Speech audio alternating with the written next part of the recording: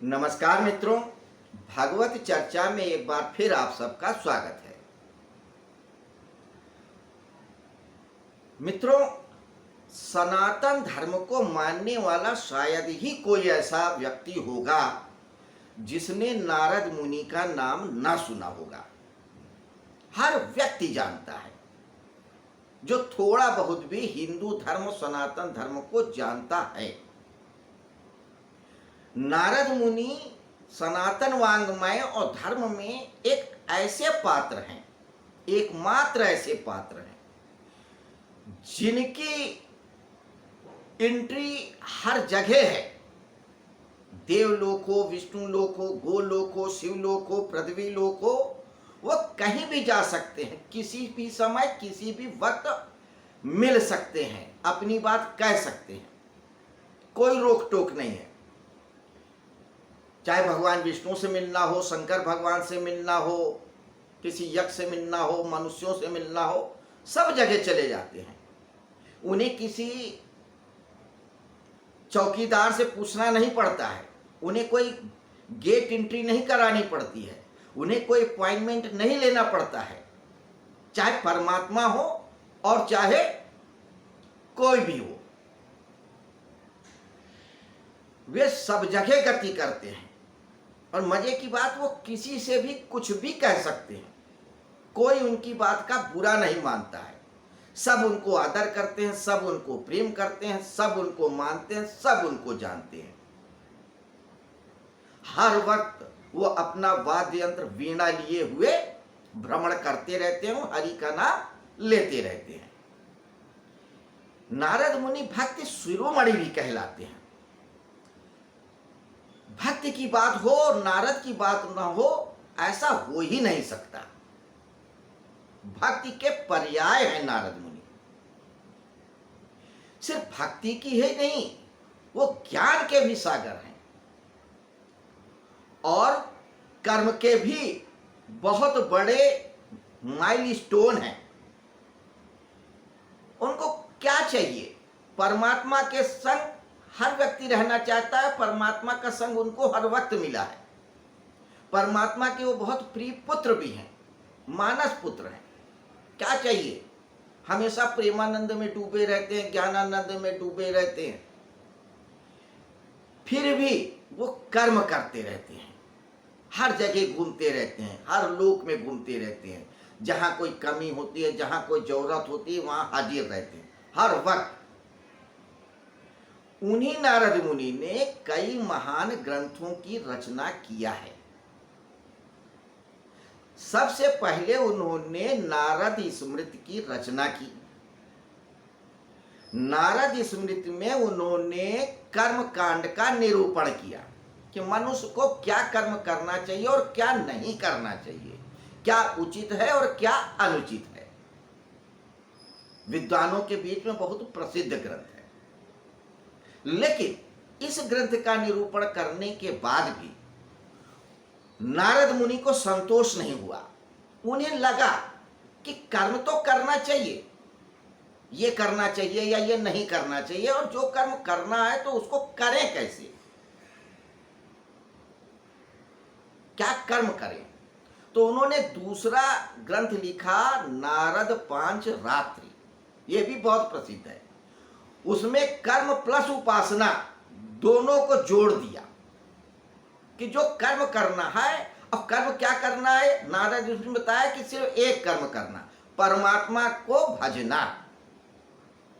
सिर्फ वही एक कल्याण करता है कर्म।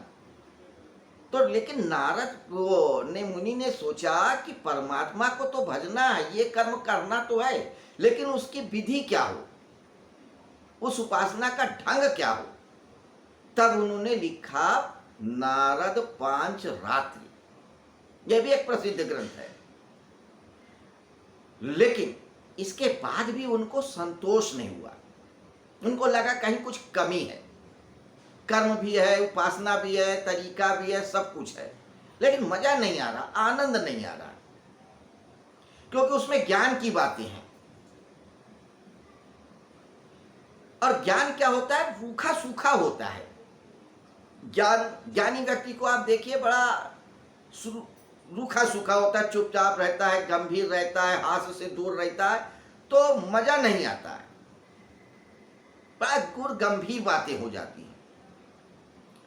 तो उसके बाद उन्होंने एक और ग्रंथ की रचना किया जिसका नाम है नारद भक्ति सूत्र। यह बहुत छोटा सा ग्रंथ है, इसमें मात्र 84 सूत्र हैं। इन 84 सूत्रों में नारद मुनि ने भक्ति के संदर्भ में सारा का सारा ज्ञान, या भक्ति क्या होती है, कैसे होती है, क्यों होती है, सब कुछ बता दिया है। कोई ऐसा कोना नहीं छूटा है भक्ति के संदर्भ में जिसको इन्होंने इन 84 सूत्रों में ना पिरोया हो। ये 84 सूत्रों की अद्भुत माला है, एक एक मन का बड़ा महत्वपूर्ण है, बहुत कीमती है। इन 84 सूत्रों की माला के एक एक सूत्र को अगर हम समझ लें तो भक्ति को समझ लेंगे, और भक्ति को समझने का अर्थ है भगवान को समझ लेना, भगवान को पा जाना। तो इन्हीं 84 सूत्रों पे हम कुछ दिन चर्चा करेंगे, एक एक सूत्र पे। जैसे हम लोगों ने भगवत गीता पे चर्चा किया था एक एक श्लोक को लेके, इस बार हम लोग नारद भक्ति सूत्र के एक एक सूत्रों पे चर्चा करेंगे और समझने की कोशिश करेंगे कि नारद मुनि ने भक्ति के संदर्भ में क्या कहा है इन 84 सूत्रों में। अब सूत्र क्या होते हैं, इस पे थोड़ी सी बात हो जाए। तो मित्रों, सनातन धर्म का जितना भी वैदिक साहित्य है, चाहे वेद हो, पुराण हो, उपनिषद हो, या और बहुत सारे ग्रंथ हों, जैसे ये नारद स्मृति है, पांचरात्र है, भक्ति सूत्र हैं, सांडिल्य सूत्र हैं, और बहुत सारे ग्रंथ हैं। उन सभी ग्रंथों को तीन ही तरीके से लिखा गया है, उनकी शैली तीन ही प्रकार की है, मोटे रूप में समझें। या तो इन ग्रंथों को श्लोक के रूप में लिखा गया है, या मंत्र के रूप में लिखा गया है, और या सूत्र के रूप में। तो मंत्र, श्लोक और सूत्र, इन्हीं तीन तरीके से हमारे सारे वैदिक साहित्य का निरूपण हुआ है। गद्य में नहीं, गद्य तो था ही नहीं वैदिक काल में, सब कुछ पद्य में था। ऋग्वेद वगैरह में कहीं भी कुछ ऐसे मंत्र हैं जो गद्य की ही तरह लगते हैं, लेकिन वो पद्य है, वो विषय अभी नहीं है। तो श्लोक, मंत्र और सूत्र, इन तीन तरीके से ग्रंथों के निरूपण हुए हैं। यह तीन शैलियां ही रही हैं। नारद मुनि ने अपने इस ग्रंथ के लिए नारद भक्ति सूत्र के लिए सूत्र शैली को चुना। सूत्र का अर्थ होता है सिर्फ एक इशारा कर देना, एक धागा पकड़ा देना, बस। उसको एक्सप्लेन नहीं करना, एक्सप्लेन सामने वाले के ऊपर करना छोड़ देते हैं, व्याख्या सुनने वाले के ऊपर है, ग्रंथ पढ़ने वाले के ऊपर है। ग्रंथकार या ग्रंथ को बताने वाला जो गुरु होता है उन सूत्रों की व्याख्या नहीं करता है,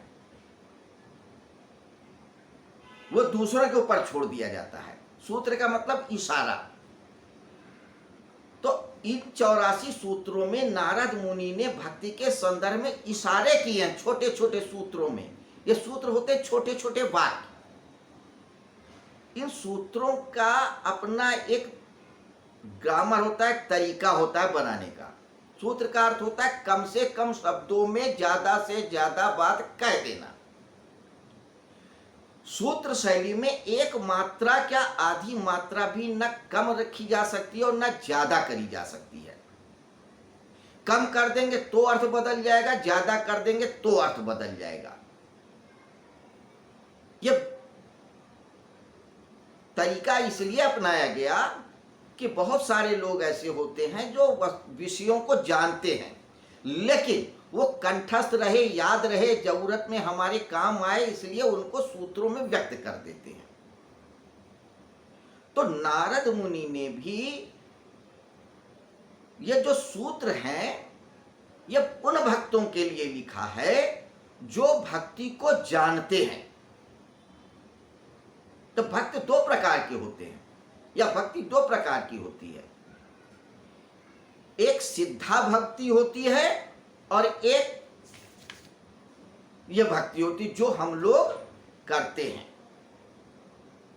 सामान्य भक्ति, कामना जिसमें होती है। तो ये जो है सिद्धा भक्त जो होते हैं, जो सिद्ध भक्त होते हैं, सिद्ध भक्त वो होते हैं जिनके ऊपर गुरु की कृपा होती है। गुरु जब कृपा देता है तभी व्यक्ति के अंदर भक्ति के फूल खिलते हैं। सिर्फ दरवाजा खुलता है, आप पात्र हो जाते हैं भक्ति करने के लिए। उसके पहले आप भक्त नहीं हो सकते। अगर आप भक्ति करते हैं तो भक्त की श्रेणी में है, कतार में है, भक्त अभी नहीं हुए हैं। अभी आप भक्त में की कक्षा में इनरोल नहीं हुए हैं। तो जो भक्ति मनुष्य करता है सामान्यता जिसमें कामना होती है, गए नारियल चढ़ा दिया, अगरबत्ती चढ़ा दिया, पूजा कर लिया, पाठ कर लिया, कुछ मांग लिया, व्रत त्योहार रह ले गए, फलाहार कर लिया, ये भक्ति सामान्य भक्ति है, सिद्धा भक्ति नहीं है। सिद्धा भक्ति तो तब होगी जब गुरु की कृपा हो गई और आप भक्ति के मर्म को जान गए, तब उसके बाद जो भक्ति होती है वही सिद्धा भक्ति होती है। और फिर सिद्धा भक्ति करने के बाद जब परमात्मा का अनुभव हो जाता है तो ही भक्त कहलाएगा, या उनको भी मान सकते हैं जब गुरु का आशीर्वाद मिल गया। तो यह सिद्धा भक्त लोगों के या सिद्ध भक्तों के लिए नारद भक्ति सूत्र है। लेकिन ऐसा नहीं कि जो सामान्य भक्त है उनको कुछ इसमें से मिलेगा नहीं, बहुत ज्ञान मिल सकता है, उनके लिए भी उपयोगी है। ये 84 सूत्र। एक कथा और आती है कि भक्ति बहुत दुखी थी। सनातन धर्म में हर चीज को मनुष्य के रूप में जाना जाता है, जीव के रूप में माना जाता है, चाहे वो भाव हो, विभाव हो, जड़ हो, चेतन हो, अर्धचेतन हो, हर चीज में जीवन देखते हैं, उसको मनुष्य रूप में देखते हैं। जो सोचता है, समझता है, भाव है, सब कुछ मनुष्य के रूप में ही। तो भक्ति बहुत दुखी थी कि कोई भी व्यक्ति उसको नहीं मानेगा। हर व्यक्ति ज्ञान में लगा हुआ है, कर्म में लगा हुआ है, तो भक्ति को कौन पूछेगा? क्योंकि लोग ज्ञान की बातें कर रहे हैं, कर्म की बातें कर रहे हैं, शास्त्र सिद्धांत की बात कर रहे हैं, तो उसमें भक्ति को कौन पूछेगा? तो भगवान ने उनको आशीर्वाद दिया कि नहीं, कलयुग में तुम्हारा ही प्रभाव होगा और घर घर में भक्त होंगे। क्योंकि कलयुग में मनुष्य की चेतना का प्रभाव कम हो जाएगा, उसके अंदर बहुत सारे दुर्गुण आ जाएंगे, उसके मानसिक, शारीरिक और संकल्प शक्ति में बहुत ह्रास हो जाएगा। उस वक्त भक्ति तुम्हारा ही एक सहारा होगा। कलयुग का अधिकांश व्यक्ति भक्ति भाव से ही मुझको प्राप्त करेगा, तो चिंता मत करो। और आप देख भी रहे हैं कि वर्तमान में भी लोग भक्ति की ओर जा रहे हैं, ज्ञान की तरफ लोग कम जाते हैं, रूखा सूखा जो है। उसी भक्ति को कैसे समझा जाए, कैसे जाना जाए, इसको बताने के लिए ही 84 सूत्रों की रचना नारद मुनि ने किया था, नारद भक्ति सूत्र में। नारद मुनि के बारे में एक बात और बताते हैं। नारद का शब्द होता है नरस्येदम नारम नारम गति इति नारदा। नरस्येदम नारम नारम द्यति इति नारदा, अर्थात अज्ञान को नष्ट करके जो प्रेमानंद की अनुभूति कराए वही नारद है। नारद का अर्थ ये नहीं है कि वीणा लेकर के जो घूम रहा है वही नारद है, नहीं। जो भी व्यक्ति आपके अंदर के अज्ञान को नष्ट करके प्रेमानंद का अनुभूति करा दे वही नारद है। हो सकते हैं या हो सकता है कि नारद हो किसी रूप में, सूक्ष्म रूप से हो, सूक्ष्म लोकों में हो, यहां नहीं वहां हो सकता है पृथ्वी लोक में अब नहीं दिखते हो, कहीं ना कहीं उनकी सत्ता होगी, हो सकता है। लेकिन उसको भी आप नारद समझिए जो आपके अंदर के अज्ञान को नष्ट करके प्रेमानंद की अनुभूति कराए। अब आप देखिए, इस परिभाषा को भी थोड़ा समझने जैसी बात है, जो आपके अंदर के अज्ञान को नष्ट कर दे। अब अज्ञान को नष्ट करेगा तो क्या होना चाहिए? ज्ञान होना चाहिए। अब अंधकार को नष्ट करेंगे तो क्या होना चाहिए? प्रकाश होगा। प्रकाश खत्म करेंगे अंधकार होगा। तो अज्ञान को जब नष्ट करे तो ज्ञान होना चाहिए। हम लोगों ने पढ़ा भी है और जाना भी है और सामान्य बुद्धि की बात भी है। लेकिन नहीं, यहां क्या कह रहे हैं?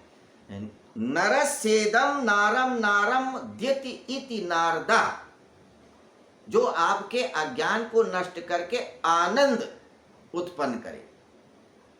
क्योंकि देखिए, हम लोगों ने क्या कहा या क्या जाना कि ज्ञान रूखा सूखा होता है, रूखा सूखा नहीं चाहिए। तो जिस विधि से या जिसके द्वारा हमारे अंदर का अज्ञान भी नष्ट हो जाए और हमें आनंद की अनुभूति भी हो जाए, ज्ञान नहीं चाहिए, रूखा सूखा है, आनंद। क्योंकि मनुष्य या कोई भी जीव आनंद चाहता है। परमात्मा को भी हम कहते हैं सत्य चित आनंद। जो सत्य है, सत्य है, बोध स्वरूप है और आनंदमय है। ये नहीं कहते परमात्मा ज्ञानी है, ज्ञान नहीं है, ज्ञान होता है एक अलग बात। लेकिन जो आपके अंदर के अज्ञान को नष्ट करके प्रेम की, आनंद की अनुभूति करा दे वही नारद है। उन्हीं नारद मुनि ने नारद भक्ति सूत्र नाम के एक महान ग्रंथ की रचना किया सूत्र शैली में। मैं क्यों बार बार बोल रहा हूं? आपको स्मरण हो जाए, क्योंकि भगवत गीता में भी भगवान श्री कृष्ण ने क्या कहा था? असली चीज स्मरण है। अर्जुन ने भी स्वीकार किया कि भगवान मुझे स्मरण हो गया है कि मैं नर नहीं नारायण हूं, या मेरी जो शंकाएं थी वो निर्मूल हो गई, खत्म हो गई हैं, मैंने सत्य को देख लिया है, अब मैं वही करूंगा जो आपने कहा है। तो यहां पे तात्पर्य यही है कि अज्ञान नष्ट हो जाए और हमको उस आनंद परम की अनुभूति हो जाए। ये इन सूत्रों से ही होगा, भक्ति सूत्रों के द्वारा। इसीलिए मैं बार बार कह रहा हूं कि आपको भी स्मरण रहे कि ये 84 सूत्र कितने महत्वपूर्ण है नारद भक्ति सूत्र के। छोटे छोटे सूत्र हैं, जैसे अथातो भक्तिम व्याख्यास्यामः सा तस्मिन् परम प्रेम रूपा। अथातो भक्तिम व्याख्यास्यामः, बस एक सूत्र खत्म हो गया, बात खत्म हो गई। नारद जी ने अपनी बात कह दिया। अथातो भक्तिम व्याख्यास्यामः, अर्थात अब हम भक्ति की व्याख्या करेंगे। फिर दूसरा सूत्र क्या कहता है? सा तस्मिन् परम प्रेम रूपा। सा तस्मिन् परम प्रेम रूपा, दूसरा सूत्र हो गया। ऐसे ही 84 सूत्र हैं, इन्हीं सूत्रों पे हम चर्चा करेंगे। लेकिन आज नहीं, कल करेंगे शुरुआत पहले सूत्र की। आज का दिन तो परिचय का था। तो आज की चर्चा में हमने जाना कि नारद मुनि ने नारद भक्ति सूत्र की रचना किया है, जिसमें 84 सूत्र हैं, जिसमें भक्ति के संदर्भ में व्याख्या की गई है। तो कल फिर हम मिलते हैं इसी समय, इसी जगह, इसी वक्त नारद भक्ति सूत्र पे चर्चा करने के लिए। नमस्कार, शुभ रात्रि।